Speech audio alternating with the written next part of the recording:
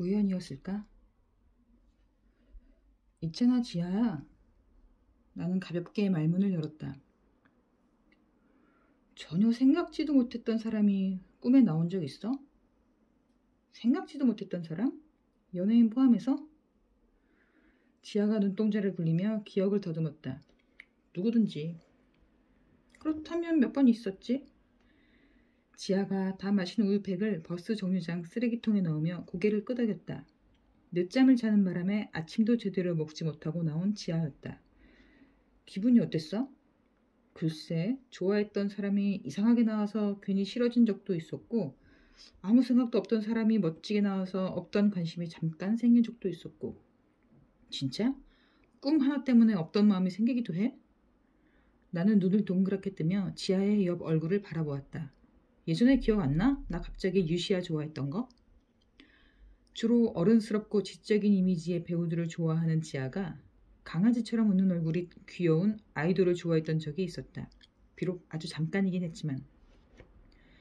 그때 한 일주일 좋아했었나? 근데 지금 봐도 싫진 않더라고. 진짜가 아닌 기억으로 어떤 사람에 대한 호감도가 달라질 수 있다는 게 신기했다.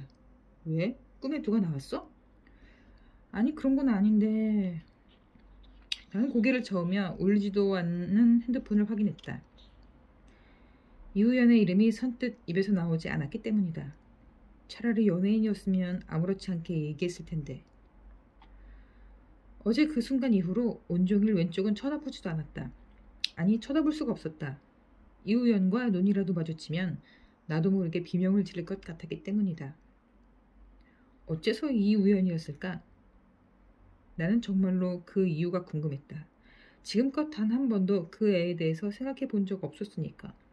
심지어 그 애의 이름이 우연히 맞는지 출석부를 확인해 봤을 정도다. 혹시라도 우현이나 우영일까봐. 나중에는 그런 생각도 들었다. 그동안 의식하지는 못했지만 정우를 바라보는 내 시야에 이우연의 모습도 함께 들어왔고 그 잔상이 꿈에 나온 것일 수도 있겠다는 생각. 꿈은 무의식의 반영이라는 말도 있으니까 전혀 근거가 없는 추측은 아닐 것이다. 만약 그렇다면 조금 섭섭하다. 이제껏 정우 꿈은 한 번도 꾼 적이 없는데. 우산 안 가져왔지? 나는 고개를 끄덕이며 하늘을 올려다보았다. 조금 전까지만 해도 구름 한 점 없던 하늘이 한순간에 잿빛으로 물들었다. 아침 일기예보에서는 정오쯤에나 소나기가 쏟아질 거라고 했는데. 서두르자. 지아가 빠른 걸음으로 걸음을 걷기 시작했다. 다행히 교실에 도착할 때까지 빗방울은 떨어지지 않았다. 나는 조금 어색한 동작으로 가방을 내려놓고 자리에 앉았다. 이우연은 핸드폰을 보고 있었다. 케이스를 끼우지 않은 은색 핸드폰이었다. 나는 그런 이우연을 힐끗힐끗 훔쳐보며 내 핸드폰을 꺼냈다. 그리고 우리 반 단체 채팅방에서 이우연의 프로필을 검색했다. 조금 시시하게도 이우연은 프로필이나 배경사진으로 아무것도 올려놓지 않았다. 아! 머리에 닿은 손길에 놀라 뒤를 돌아보았다. 미안, 한쪽 끝이 꼬여 있어서. 정우가 내 리본을 가리키며 말했다. 아, 고마워. 나는 서둘러 핸드폰을 책상 위로 덮었다. 하마터면 정우에게 들킬 뻔했다. 이우연이 아무런 사진도 설정해 두지 않아서 다행이었다. 정우가 내 핸드폰 화면을 봤다고 해도 그게 이우연의 프로필인 것까지는 알 수 없었을 것이다. 나는 두근거리는 가슴을 진정시키기 위해 숨을 가다듬었다. 내가 왜 이러는지 도무지 알 수가 없었다. 자꾸만 확인하고 싶은 마음이 들었다. 그게 무엇인지도 모르면서. 금방이라도 비가 쏟아질 것 같은 하늘이 나를 도와주었다. 나는 틈이 날 때마다 날씨를 확인하는 척 창밖을 바라보았다. 창밖을 보면 자연스럽게 이우연도 볼 수 있었기 때문이다. 이우연은 필기를 할 때 노트를 비스듬히 놓고 쓰는 습관이 있었다. 초록색 샤프 끝에 달린 공룡 캐릭터가 낯이 익다 했더니 예전에 지아가 쓰던 것과 색깔만 다른 샤프였다. 초록색을 좋아하는지 가방도 초록색이었다. 안경알 모서리에 생기는 굴곡을 보아 시력은 꽤 나쁜 것 같았다. 체격은 조금 마른 편이었고 오른쪽 눈 밑에 점 하나를 제외하면 피부가 아주 깨끗했다. 고작 반나절 동안 이우연에 관한 정보들이 소나기처럼 쏟아져 내렸다. 반년이 넘도록 같은 교실에 있었는데 마치 오늘 처음 만난 사이 같았다. 이우연 말이야. 내 왼쪽 옆에 앉는 남자애. 나는 오이 소박이를 지아의 식판 위로 덜어주었다. 지아가 오이를 사각 깨물며 고개를 끄덕였다. 우연이가 왜? 지아가 예상보다 친숙하게 우연이라고 불러서 조금 놀라웠다. 별건 아니고 아까 보니까 너랑 샤프가 똑같더라고. 그 조그만 공룡 달린 거 있잖아. 아, 그거 체육대회 상품이었잖아. 그게 보기보다 엄청 부드럽고 필기감이 좋거든. 샤프계의 숨은 명품이라니까. 체육대회라니? 언제? 깜짝 놀란 나는 젓가락질을 멈춘 채 지아를 바라보았다. 2학년 때 우리 반이 3등 했었잖아. 노트 3권이랑 같이 받은 거야. 아니다, 5권이었나? 지아가 고개를 갸웃거리며 말했다.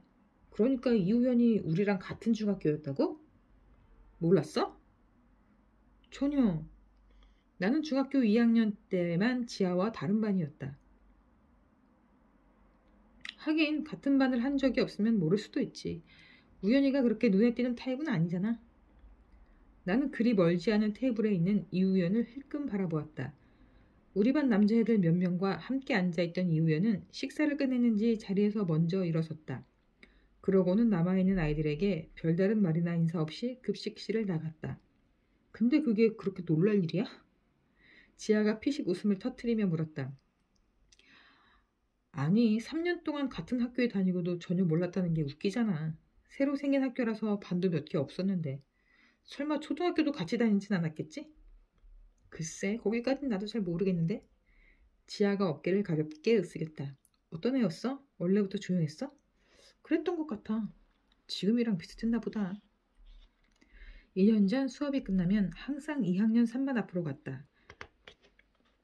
지아나 선생님은 종례를 길게 하는 편으로 유명해서 매일 짧게는 5분, 길어질 때는 15분 정도를 교실 앞에서 기다리곤 했다. 주로 핸드폰을 하면서 시간을 보냈지만 가끔은 창문 너머로 교실을 둘러볼 때도 있었다. 그러다 낯익은 얼굴과 눈이 마주치면 짧은 눈인사를 나누었고 낯선 얼굴과 눈이 마주치면 황급히 고개를 돌렸다. 어쩌면 이후에는 생각보다 훨씬 오래전부터 내 무의식의 세계에 존재하고 있었는지도 모르겠다. 아, 그림을 아주 잘 그렸어. 그림? 그때 큰 미술대회에서 상도 받고 그랬어. 잠깐만, 리본줄 엉켰다. 지아가 내 리본줄을 풀어주었다. 줄이 너무 긴가? 자꾸 엉키네. 아침에도 한번 정우가 풀어줬거든. 나는 으스대는 표정으로 정우의 이름을 힘주어 말했다. 그러다 결국 웃음이 터져서 지아와 함께 배를 잡고 웃었다. 진짜 다정하긴 하다. 지아가 인정한다는 듯이 고개를 천천히 끄덕였다. 그래도 리본 끝까지 풀어주는 거는 너무 유죄 아니야? 유죄는 무슨, 천성이 다정한 걸 어떡하겠어? 나는 식판을 정리하며 대꾸했다. 우리 조상님이 무려 고려시대부터 말씀하셨잖니. 다정도 병이라고. 지아가 문학 시간에 배운 시조 한 구절을 중얼거렸다. 근데 그 다정이랑 이 다정이랑은 조금 다른 거 아니야? 어쨌거나 다정이 병이 된 건 맞잖아. 걔도 참 너한텐 유난히 더 친절하단 말이지. 모두에게 똑같이 친절하거든요. 그냥 하는 소리가 아니라 진짜로. 걸음을 멈춰선 지아가 진지한 얼굴로 말했다. 나는 몇 번이나 느꼈는데? 우리 지아 뭐 먹고 싶어? 오늘도 버블티 한 잔 사줘? 나는 장난스럽게 지아의 팔을 끌어당겼다. 너는 진짜 그렇게 느낀 적 없어? 한 번도? 지아가 웃음기 없는 얼굴로 내 눈을 똑바로 바라보았다. 정우가 나한테 특별히 친절할 이유가 뭐가 있겠어. 네 말대로 진짜 그런 순간이 있었다면 그때 내가 좀 안쓰럽고 불쌍해 보였나 보지. 왜 그런 식으로 말을 해? 지아가 속상하다는 듯이 눈을 흘겼다. 그럼 뭐 호감이라도 있어서 그런 거라고? 나한테? 말도 안 돼. 아무리 듣기 좋은 말이라도 너무 현실감이 없으면 아무 감정도 느껴지지 않는 겁니다. 이수연, 너 자꾸 그런 식으로 말할래? 네가 뭐 어때서? 아니, 내가 뭐 어떻다는 게 아니라 정우랑 나는 서로 사는 세계가 다르잖아. 그러니까 3차원, 4차원처럼 아예 차원이 다른 공간이 있어서 만날 수가 없다고. 지아가 무슨 말인가 하려다가 입술을 꾹 다물었다. 그러고는 혼잣말처럼 조그맣게 중얼거렸다. 하여간 마음에 안 들어. 집에 갈 때 버블티 콜? 나는 지아의 어깨 위로 팔을 둘렀다. 타피오카 추가해도 돼? 지아가 뾰로통한 목소리로 물었다. 당연하지. 나는 지아의 목을 힘껏 끌어안았다. 하늘은 금방이라도 빗방울이 후두두 쏟아질 것 같은 빛깔이었다. 잠깐 스치고 지나가는 비라고 했는데 이러다 학교 시간까지 내리는 건 아닌지 조금 걱정스러웠다. 나는 교실 뒤편에 있는 사물함에서 한국사 교과서를 꺼냈다. 점심시간이 10분밖에 남지 않았는데 빈자리가 곳곳에 눈에 띄었다. 운동장에 있는 남자애들은 이런 날씨에도 예비종이 울리고 나서야 교실로 돌아온 것이다. 이우연은 왼손으로 비스듬히 턱을 벤 채 자리에 앉아 핸드폰을 보고 있었다. 이우연뿐만 아니라 사물함에 기대서서 핸드폰을 보는 아이들이 여럿 있었다. 우리 반 옆이 교무실이라서 교실 뒤쪽에는 와이파이 신호가 잡히기 때문이다. 나는 뒤를 슬쩍 살펴본 다음 핸드폰 화면을 켰다. 쾅! 엄청난 굉음과 함께 창밖이 번쩍였다. 깜짝 놀란 아이들이 비명을 질렀고 그와 동시에 억수 같은 비가 쏟아지기 시작했다. 곧이어 의자가 뒤로 밀려나는 소리가 났다. 고개를 돌려보니 고요가 자리에서 일어나 있었다. 주르르. 고요의 책상에서도 빗줄기가 떨어졌다. 미안해. 채이가 고요의 책상 위에 떨어뜨린 자신의 텀블러를 주워들었다. 그러나 한 컵 가득 들어있던 물은 이미 고요의 책과 노트를 흠뻑 적신 후였다. 진짜 미안. 천둥 소리에 너무 놀라서 손이 미끄러졌어. 채이가 재차 사과했지만 고요는 아무 대답 없이 치마에 묻은 물방울만 털어냈다. 내가 닦아볼게. 많이 당황한 듯한 채이가 물이 뚝뚝 떨어지는 고요의 노트를 손에 들었다. 됐어. 이리 줘. 고요가 노트를 향해 손을 뻗었다. 노트의 물기를 완전히 제거한다고 해도 이미 번져버린 글씨까지 되돌릴 수는 없을 것이다. 내가 닦아줄게. 됐다니까? 고요가 신경질적으로 노트를 낚아챘고 물에 젖은 노트는 힘없이 쭉 찢어지고 말았다. 그때 비에 젖은 남자아이들이 우르르 교실 안으로 들어섰다. 미안하다고 했잖아. 무안해진 채이가 울음을 터뜨리자 그 애의 친구들이 달려와 채이를 달래주었다. 대충 상황을 눈치챈 남자아이들이 머쓱한 표정을 지으며 자리에 앉았다. 그리고 정우는 자신의 사물함에서 체육복 상의를 꺼내와 고요의 책상을 닦기 시작했다. 채희의 친구들은 고요를 흘겨보며 수군거렸고 입술을 질끈 깨문 고요는 그대로 교실 밖으로 나가버렸다. 정우가 고요의 뒤를 따라 나섰다. 이우연이 두 사람의 뒷모습을 가만히 바라보고 있었다. 핸드폰을 쥐고 있는 오른손이 바깥쪽으로 살짝 꺾이면서 화면이 언뜻 보였다. 어휴, 무슨 비가 이렇게 와? 한국사 선생님이 교실 문을 닫으며 말했다. 거기 빈자리 누구야? 때마침 뒷문으로 들어온 정우가 선생님을 향해 고개를 꾸벅였다. 고요가 몸이 좀 안 좋다고 해서 보건실에 데려다주고 왔습니다. 그래? 이번 시간 필기 못하면 안 되는데 나중에 반장이 좀 보여줘. 한국사 선생님은 시험 문제의 상당수를 노트 필기에서 출제하는 것으로 유명했다. 젖어버린 것이 한국사 노트가 아니었다면 고요도 그렇게까지 날선 반응을 보이지는 않았을 거다. 고요는 5교시 수업이 끝나자 교실로 돌아왔고 언제나처럼 아무 일도 없었다는 듯이 남은 일과를 마쳤다. 우려했던 대로 비는 학교 시간이 되어도 그치지 않았다. 다행히 지아 어머니가 데리러 와주신다고 해서 우리는 교문과 가장 가까운 현관으로 내려갔다. 미리 우산을 챙겨온 아이들도 있었지만 빗속을 그냥 달려가는 아이들이 훨씬 더 많았다. 뭘 그렇게 봐? 지아가 내 시선이 향한 곳을 두리번거리며 물었다. 아니야, 아무것도. 엄마다! 우리는 서둘러 흰색 승용차를 향해 달려갔다. 지아 어머니가 아파트 지하 주차장까지 데려다 주셔서 나는 한 방울의 비도 맞지 않고 집에 도착할 수 있었다. 잠시 스쳐가는 소나기라고 했던 비는 한밤중이 되어도 멈추지 않았다. 아빠의 서재로 들어간 나는 책장에서 중학교 졸업 앨범을 꺼냈다. 내가 일반이었기 때문에 3학년 2반부터 사진과 이름을 하나씩 훑기 시작했다. 고작 한 장을 넘겼을 뿐인데 곧바로 이우연의 이름이 눈에 들어왔다. 뭐야, 바로 옆반이었잖아. 나는 이우연의 사진을 가만히 들여다보았다.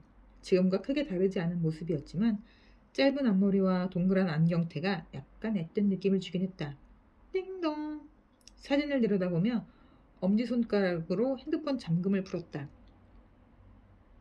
당연히 지아가 보낸 메시지라고 생각했는데 나는 하마터면 핸드폰을 집어 던질 뻔했다. 수연아. 정우였다. 졸업 앨범을 내팽개치고 두 손으로 핸드폰을 쥐었다. 이미 메시지를 확인해버렸으니 못 본 척 시간을 끌 수도 없었다. 쿵쿵대는 가슴을 애써 진정시키며 메시지를 작성했다. 혹시나 맞춤법이 틀리지는 않았는지 짧은 문장을 몇 번이나 확인하고 또 확인했다. 어쩐 일이야?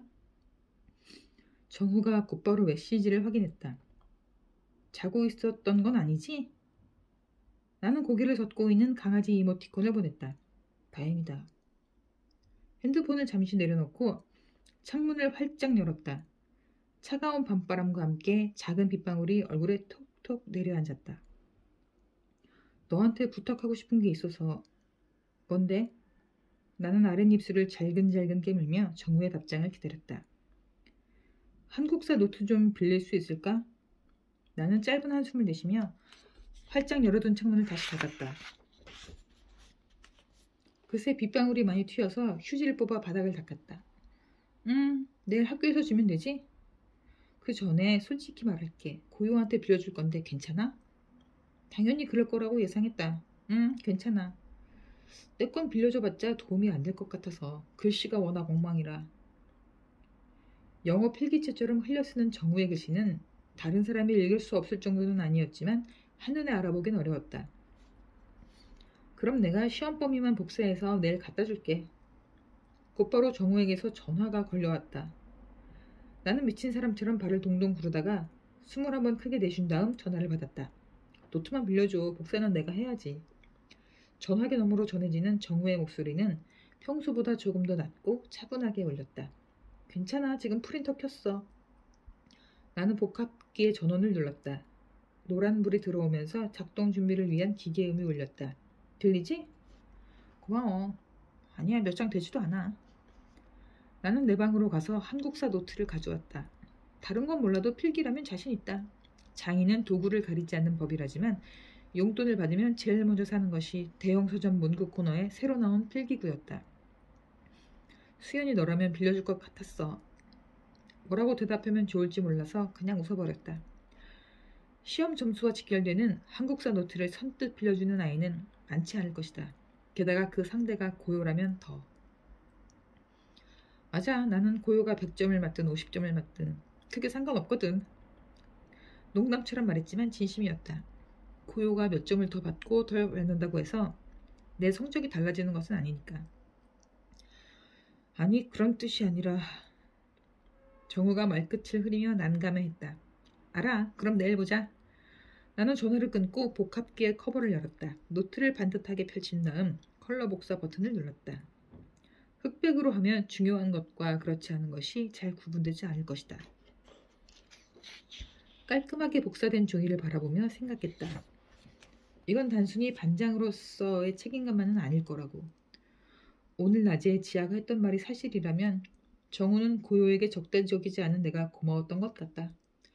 복합기의 전원을 끄고 졸업 앨범을 제자리에 꽂아 넣었다. 밤새도록 내릴 모양인지 창밖의 비는 그칠 기색이 없어 보였다. 문득 오후에 보았던 장면이 떠올랐다. 이우연은 한참이나 현관 아래에 서 있었다. 우산이 없어서 누군가를 기다리는 거라고 생각했다. 잠시 후 현관으로 내려온 고요가 우산을 쓰고 빗속을 걸어갔다. 그 모습을 지켜보던 이우연이 가방에서 초록 우산을 꺼냈다. 그러고는 천천히 빗속으로 걸어 들어갔다. 마치 고요를 기다리기라도 한 것처럼. 아니면 그저 우연이었을까?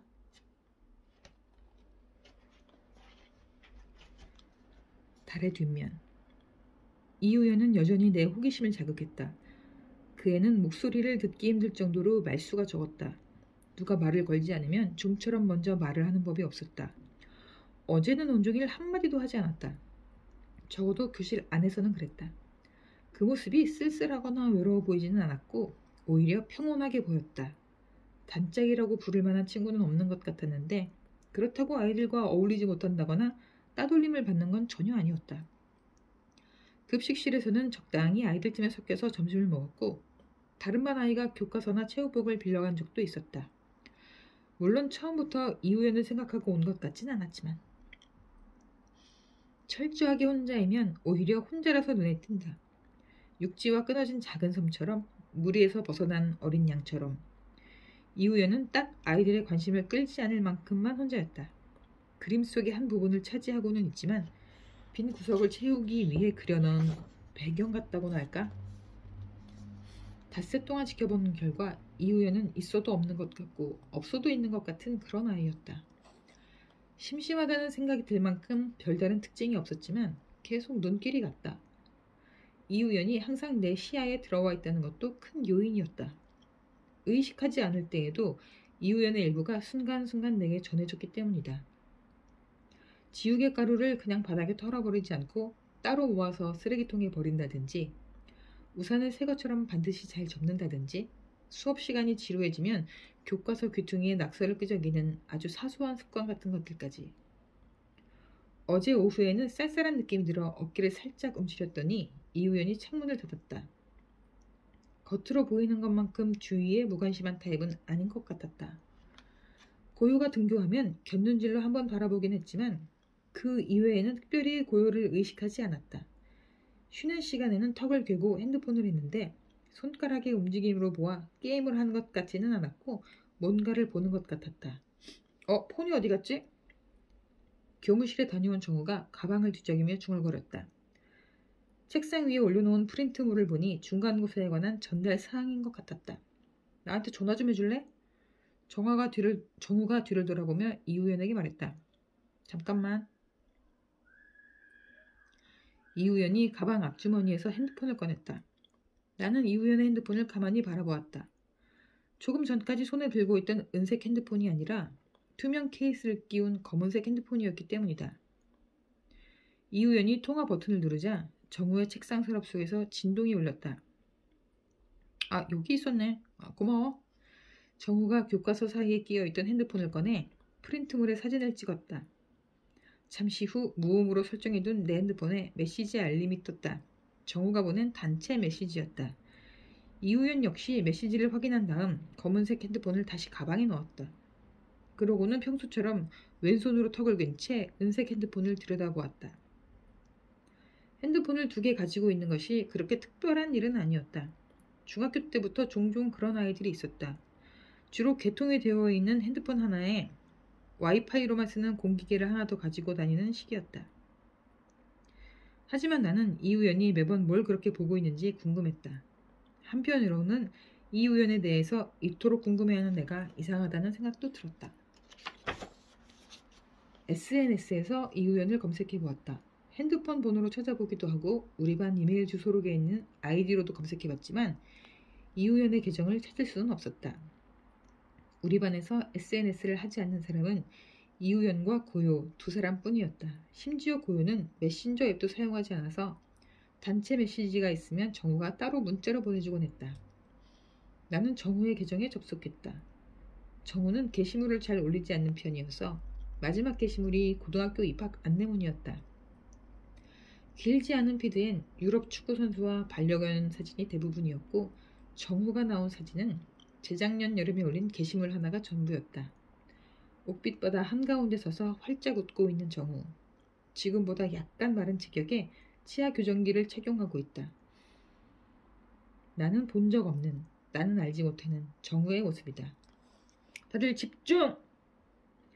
아직 수업 중에 울리지 않았는데 조금 일찍 교실로 들어온 미술 선생님이 교탁을 2번 두드렸다. 나를 비롯해 핸드폰을 보고 있던 아이들이 서둘러 핸드폰을 가방 속에 집어넣었다. 교실에서 금지되어 있는 것은 아니지만 수업 시간에 벨이나 진동이 울리면 그날 종례 시간까지 압수를 당한다. 이번 시간 과제로 수행평가 할 거니까 신경 써서 잘 그리고 오늘 안에 제출 안 하면 무조건 빵점이야. 과제는 보이지 않는 것을 주제로 수채화 그리기였다. 나는 잠깐 고민하다가 어린 시절의 추억을 그리기로 했다. 친척들까지 다 함께 떠났던 제주도 여행. 너무 많은 인원에 사건 사고가 끊이질 않았지만 그래서 더 즐거웠다. 다들 비슷한 생각을 했는지 그림들이 크게 다르지 않았다. 나처럼 추억이나 꿈, 감정에 관한 것들이 대부분이었고 드물게는 전설 속의 동물이나 판타지 세계를 그린 아이도 있었다. 평소 엉뚱하기로 유명한 현수는 와이파이 신호를 형상화한 그림을 그려서 아이들의 웃음을 자아냈다.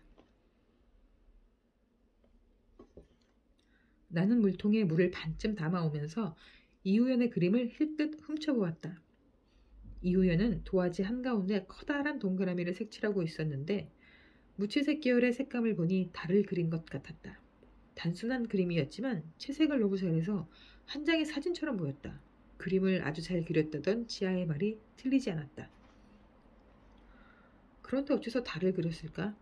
매일 밤 그 모양이 조금씩 바뀔 뿐 우리 눈에 보이지 않는 대상은 아닌데 혹시 달이 아니라 다른 행성을 그린 건가? 그림이 완전히 마른 것을 확인한 이우연이 도화지를 뒤집었다. 그러고는 자신의 번호와 이름을 쓰기 시작했다. 마지막으로 제목이라고 쓰고 점을 2개 찍더니 달의 뒷면이라고 적어 넣었다. 그제야 이우연의 그림을 이해할 수 있었다. 중학교 과학 시간에 지구에서는 달의 뒷면을 볼 수 없다고 배웠다. 달의 자전주기와 공전주기가 일치하기 때문이다. 인공위성이 달의 뒷모습을 찍어오긴 했지만 일상 속에 우리는 영원히 달의 앞면만 바라보고 사는 것이다. 문득 눈에 보이지 않는 이우연의 모습이 궁금해졌다. 주말에는 어떻게 시간을 보내는지, 가족과 함께 있을 때는 어떤지, 평소에 무슨 생각을 하는지. 지아와 함께 급식실을 나오는데 메시지 알림이 울렸다. 수연아. 나는 눈을 한번 깜빡인 다음 알림창에 떠있는 프로필 사진을 다시 확인했다. 하얀색 포메라니안. 정우가 9살 때부터 함께 자랐다는 반려견 털리였다. 내가 답장을 쓰기도 전에 정우의 2번째 메시지가 도착했다. 잠깐 도서관으로 와줄 수 있어? 도서부인 정우는 일주일에 한 번 학교 도서관에서 봉사활동을 했다. 지금? 점심시간 끝날 때까지는 여기 있을 거니까 너 편할 때. 나는 지금 가겠다고 답장을 보냈다. 왜 그래? 지아가 내 얼굴을 들여다보며 물었다. 응? 넋이 나간 사람 같아서. 지아가 내 핸드폰 화면으로 시선을 옮겼다. 아무 일 없는데. 나는 핸드폰을 슬쩍 가리며 고개를 가로저었다. 지아에게 비밀로 할 생각은 전혀 없지만 지금은 아니었다. 지아가 알면 또 괜한 소리를 할 게 뻔했다. 나 화장실 좀 들렀다 갈게. 먼저 가 있어. 같이 가줘? 지아가 레몬 사탕의 껍질을 까며 물었다. 아니, 시간이 좀 걸릴 것 같아서. 아하! 지아가 알겠다는 듯이 고개를 끄덕이며 레몬 사탕 2개를 내 주머니에 넣어주었다. 나는 지아를 보내고 5층으로 올라갔다. 시끌벅적한 점심시간에도 도서관 앞은 텅 빈 거리처럼 조용했다. 문을 열기 전 핸드폰을 꺼내 얼굴을 확인했다. 확인한다고 해서 크게 달라질 것도 없었지만. 왔어? 대출 창구에 앉아있던 정가 손을 살짝 흔들며 인사했다. 머릿속이 멍해질 만큼 긴장이 됐지만 애써 아무렇지 않은 척 레몬 사탕 하나를 정우에게 건넸다. 아무도 없어? 나는 텅 빈 도서관을 둘러보며 물었다. 네가 오늘 첫 번째 방문자야. 정우가 웃으며 자리에서 일어섰다. 마주보던 시선이 위로 쑥 올라갔다. 그동안 의식하지 못하고 있었는데 처음 만났을 때보다 키가 많이 자란 것 같았다. 이거. 정우가 조그만 종이 봉투를 내게 건넸다. 이게 뭔데? 나는 조심스럽게 봉투를 열어보았다. 봉투에 들어있는 것은 이어폰 케이스 2개였다. 고요가 준 거야. 고요가? 노트 빌려준 거 고맙다고. 너랑 나랑 하나씩 가지래. 고작 복사 몇 장 해준 일로 이런 선물까지 받게 될 줄은 몰랐다. 다른 사람도 아닌 고요에게. 그냥 네 노트라고 하지. 그럴까 했는데 고요가 이미 내 글씨체를 알고 있어서. 정우가 콧잔등을 찡그리며 웃었다. 정우의 모든 것을 좋아하지만 장난스럽게 웃는 이 미소가 정말로 좋다. 마음에 드는 걸로 골라. 나는 아무거나 괜찮으니까. 정우가 이어폰 케이스를 가리키며 말했다. 똑같이 생긴 민트색과 보라색 케이스였다. 고요가 내 이어폰 기종을 정확히 알고 있는 것이 신기했다. 게다가 내 케이스는 얼마 전에 세게 떨어뜨린 적이 있어서 윗면이 반쯤 깨진 상태였다. 쉬는 시간에도 흐트러짐 없이 문제집만 푸는 고요가 설마 내 케이스를 본 걸까? 고요가 날 보고 있었다고 생각하니 기분이 이상했다. 그림이 다르구나. 색깔만 다른 줄 알았는데 자세히 보니 민트색에는 영어로 달의 앞면, 보라색에는 달의 뒷면이라고 쓰여 있었다. 나는 보라색으로 할게. 알았어. 정우가 민트색 케이스의 뚜껑을 열어 내가 준 레몬 사탕을 넣었다. 근데 진짜 받아도 되는 거야? 그럼 그래야 고요 마음도 편할 거야. 정우가 확신하듯 끄덕였다. 고요에 대해서 아주 잘 알고 있다는 듯이. 너한테 직접 말은 안 해도 고요가 엄청 고마워하고 있어. 고요가 오해받을 만한 행동을 하는 건 사실이지만 마음은 그게 아니거든. 정우가 민트색 케이스를 주머니에 넣으며 말했다. 수연이 너는 오해하지 않는 것 같지만 항상 고맙게 생각하고 있어. 나는 흔들리는 마음을 다잡으며 가까스로 미소를 지었다. 정우는 지금 나에게 고요를 미워하지 않아서 고맙다고 말하고 있었다. 그럼 이따가 보자. 먼저 교실로 돌아온 나는 지아를 뒤로 살짝 불러냈다. 다른 아이들이 알게 되면 작은 소란이 일어날 테고 그러면 고요가 불편해할 것이 뻔했다. 고요가 가장 질색하는 것이 아이들의 관심이었으니까. 케이스 샀어? 고요가 줬어. 지아가 그게 무슨 소리냐는 듯 눈을 크게 떴다. 나는 조금 전에 있었던 일을 지아에게 짧게 설명해 주었다. 정우가 그런 말을 했다고? 그래. 나는 고요의 뒷모습을 바라보았다. 언제나처럼 제자리에 앉아 문제집을 풀고 있었다. 고요는 정말로 열심히 공부했다. 밥을 먹는 시간과 화장실에 가는 시간을 제외하고는 손에서 펜을 놓지 않았다. 그런 고요가 나를 바라보았을 때 나는 무엇을 하고 있었을까? 어디를 보고 있었을까? 그러니까 앞으로는 제발 이상한 소리 하지 마. 알았지? 친하겠지. 둘이 초등학교 때부터 쭉 같은 학교였잖아. 지아가 인정할 수 없다는 듯이 말했다. 너무 친해서 둘이 사귄다고 해도 나는 축복해줄 수도 있어. 약간의 허탈감과 함께 밀려오는 안도감. 좋아하는 영화의 두 주인공이 실제로 연인이 되었다는 기사를 봤을 때의 느낌과 비슷했다. 그건 아니지. 눈을 가늘게 뜬 지아가 나를 향해 손가락을 천천히 흔들었다. 나는 어깨를 으쓱이며 고개를 옆으로 돌렸다. 그와 동시에 이우연의 핸드폰 화면이 눈에 들어왔다. 지난번에 잘못 본 것이 아니었다. 멀리서 보아도 알 수 있는 익숙한 레이아웃. 이우연은 누군가의 SNS를 보고 있었다. 그때 예비종이 울렸다. 나는 자리에 앉아 고요에게 고맙다는 문자를 보냈다. 고요는 학교에서 핸드폰을 사용하지 않기 때문에 오늘 저녁쯤에나 내 문자를 확인할 것이다. 한밤중이 되어도 고요에게 답장은 오지 않았다. 딱히 기대한 건 아니지만 막상 울리지 않는 핸드폰을 보니 아주 약간 섭섭한 마음이 들기도 했다.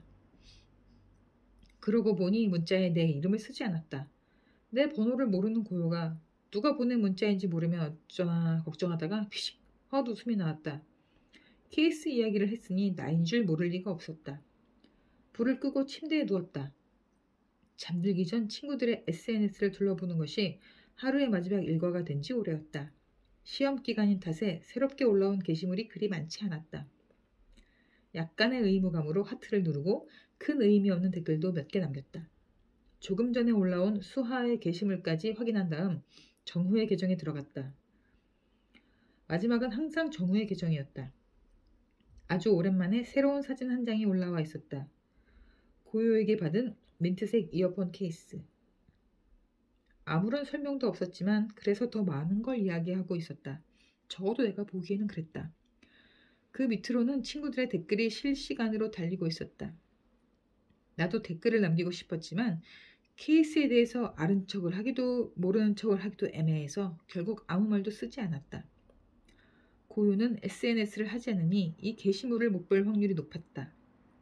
게시물에 담긴 정우의 마음도 아니면 고요는 이미 정우의 마음을 알고 있을까? 아닌 밤중에 확인 사살을 당했지만 마음이 아프진 않았다. 문득 그건 아니지 라고 했던 지아의 말이 떠올랐다. 확실히 자연스러운 반응이라고는 할 수 없었다. 태어나서 처음으로 첫눈에 반한 남자아이였다. 오늘 낮에도 그 애의 미소를 보며 마음이 설렜다. 그런 애에게 좋아하는 사람이 있다는 사실을 알았는데 이토록 평온할 수 있다니. 사실은 엉엉 울고 싶을 정도로 가슴이 아픈데 내가 애써 모른 척하고 있는 건가? 아무리 생각해봐도 그건 아닌 것 같았다. 슬프지 않았던 건 아니다.